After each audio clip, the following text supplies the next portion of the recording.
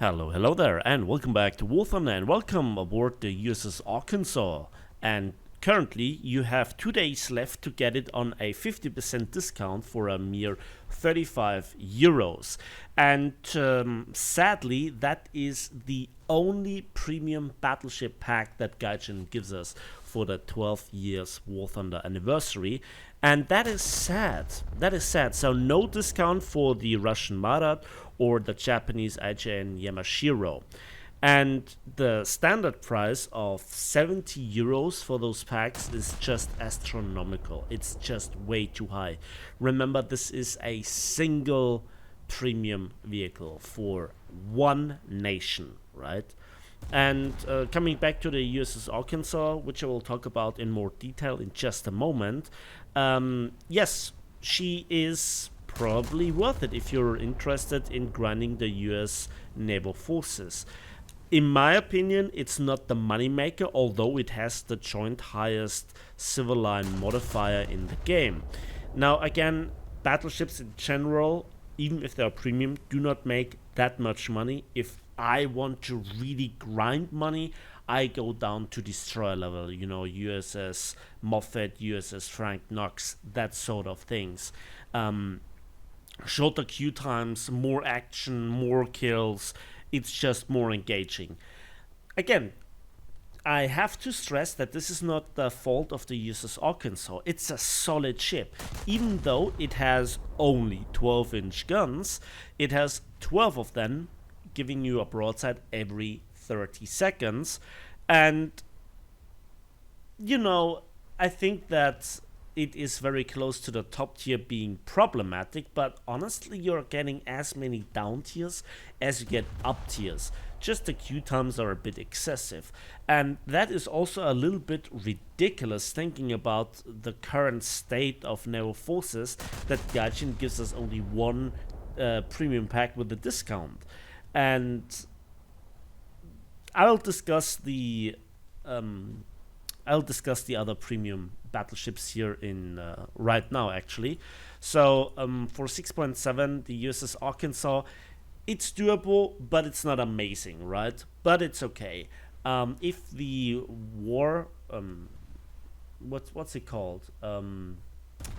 If the other options from events are not an option to put a talisman on, because of reasons, then this is the only chance you have if you do not already have the USS Des Moines.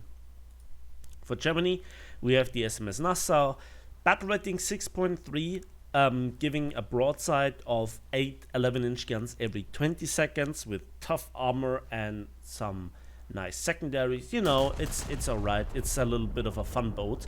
For the Soviets, the before mentioned Marat at 6.7.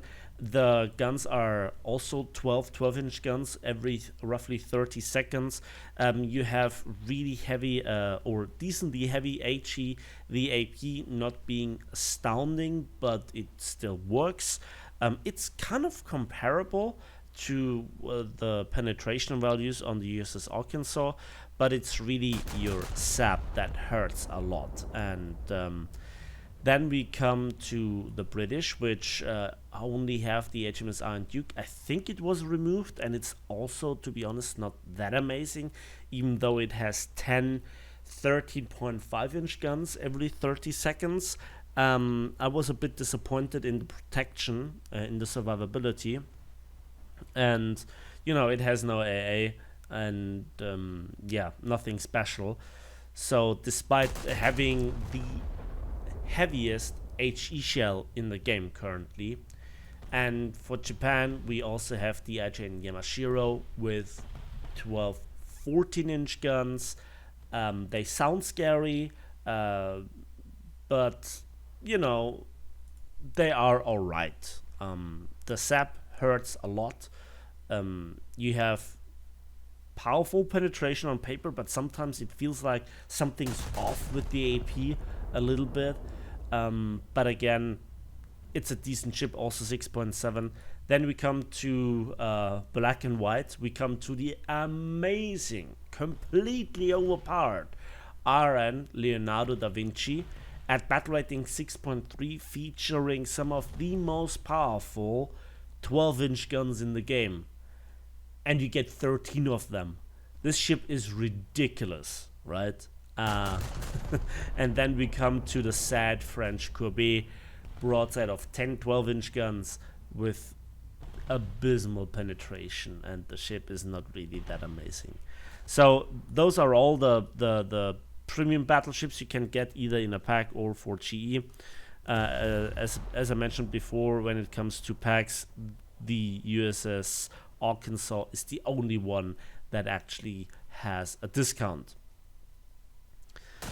So let's talk about a little bit about the ship's overall performance. It's not really fast, 39 kilometers per hour.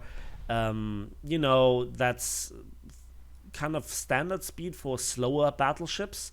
It's not the slowest, but it's far from, you know, really modern battle cruisers or battleships. But you are in good company with the USS Texas, Arizona, Wyoming, Nevada, Tennessee, Mississippi. You know, they are all around this speed. So only the USS Alaska is with 61 kilometers per hour, so much faster, but has less survivability overall. So the speed, it's alright. It's typical battleship standard speed. Then the armor. Well. You have an roughly 11-inch belt, 280 millimeters, as well as the bulkheads. And the barbettes are also 280 millimeters. And the turret faces are 12 inches or 3 and 5 millimeters, angled at 38 degrees. So overall, it's decent, especially when you angle it. You can angle it at roughly 45 degrees, and then you have to fiddle around with the firing angles of your 6 twin turrets. So reverse angling, you have some of the best angles there. And then the deck plating is somewhere between 114 and 108 millimeters in most places. You have no turtle back. It's not a distributed armor scheme. You have no additional coal bunkers. The fuel tanks are below the waterline, and your magazines are starting right at the waterline. So if you get penned, it can be catastrophic, since you have 3 separate main magazines. This is also difficult to know how to react to an incoming salvo. This is where then the speed, the acceleration are a bit of a disadvantage, but this is something that you share with most ships. At range, this ship with its guns has a decent volley of 12 shells every 30 seconds. And you have 2 main shell types. You have the stock 12-inch HE with 33 kilograms of TNT, giving you penetration value of 68 millimeters. But, you know, that's not really strong, right? So you have to work with the APC round, which is a tier 1 upgrade, 11.1 kilograms of bursting charge, and initial penetration of 564 millimeters, and at 10 kilometers 365 millimeters. That's decent for such an early 12-inch gun. It's roughly 10% better than the German L50 equivalent, so a bit less boom but more penetration, and I think when it comes to naval forces, that's a decent trade-off. So overall, good performing 12-inch guns that do not really suffer from the AP being an APC type, you know, not an AP-CBC type, but an APC type. It does the job. You struggle versus some of the big boys at range when they're angled, but honestly, you better shoot, right? And when you angle, you can be tough, depending on what is shooting at you. And that brings us to what you should focus on. And what you should not focus on are the 5-inch secondaries. They are pure anti-surface ones, and you only have 3 per side.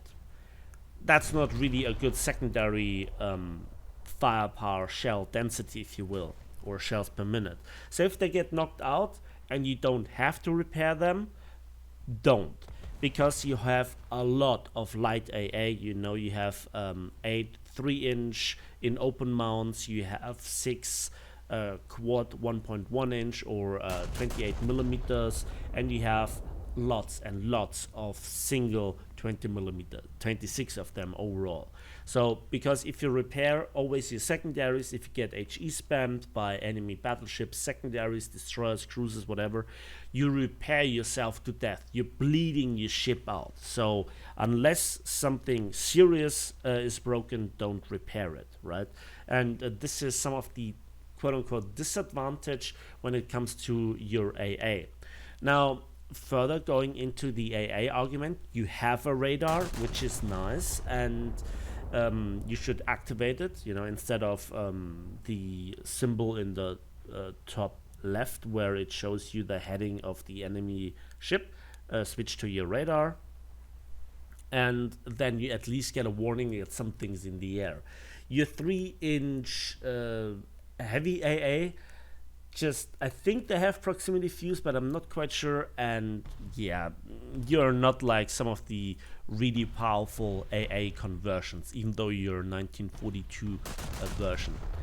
So it's all about the main guns, and I think that's fine. This is what a battleship is supposed to do, fighting other battleships or cruisers, and you're just doing fine. Again, you're not amazing, you're not the ridiculously overpowered Leonardo da Vinci from the Italians, but you're a solid grinding machine. And that's it for me today, so I hope you enjoyed this video. Please give it a like if you did, subscribe if you want to see more. For you it's just a couple of clicks, for me it means the world.